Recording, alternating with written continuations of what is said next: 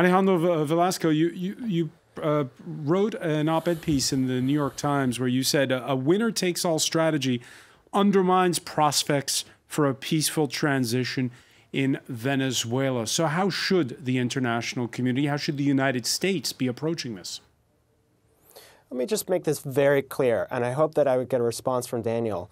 There's no way to mistake, in any sort of way, whether one tries to glean intentions or not, what the United States is doing in Venezuela as the democracy promotion or the promotion of human rights. If that were the case, you would see more talk about what's going on in Honduras, what's going on in Guatemala, which the United States has blatantly supported in similar conditions.